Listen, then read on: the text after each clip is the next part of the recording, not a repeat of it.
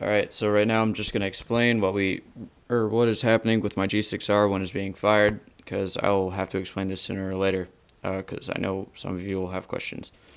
Alright, so what's happening right now is we have our Ninja tank right here, which is a carbon fiber tank and holds up to 4,500 pounds of pressure inside this one tank. So it fills up to 4,500 psi.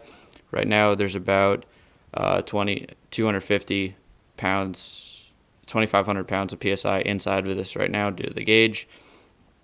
Alright, so what's happening within a fraction of a second is the air is being regulated from this regulator here, going up through the grip panel, over across and down into this regulator right here.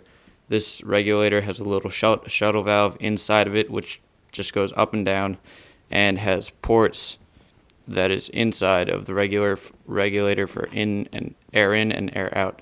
The outside holes are for air in, and the inside holes right there are for air out to the bolt.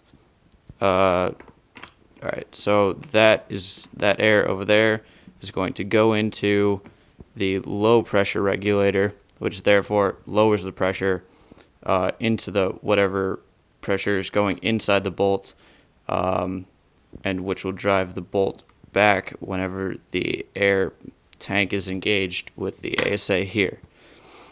Alright, so the bolt is obviously driven back, which means there's air in it, and I just release the pressure.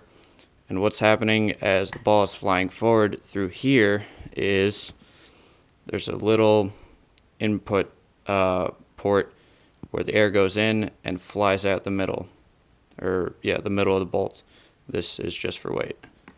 Now, when it's inside, the air pressure is engaged and it's going to put it back. And when the trigger's pulled, there's a little micro switch inside of this grip, which tells the computer that, hey, someone wants to shoot it, and it will fly forward with another burst of air, therefore moving the bolt forward and letting the air out at the same time. And another burst of air will drive it back. And that's really it.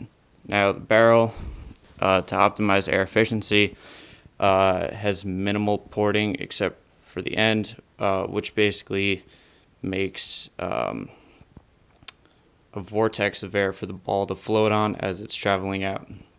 Now this is a 685 bore, which means there's 685 hundredths of a inch small compared to a 688, so it's just 300ths of an inch smaller, which sometimes gives better accuracy, but it's all depending on how big the ball is that's traveling through here.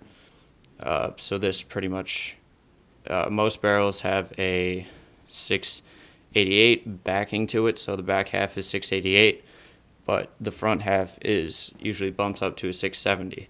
So that makes an even bigger jet for the ball to form on, vortex, yeah.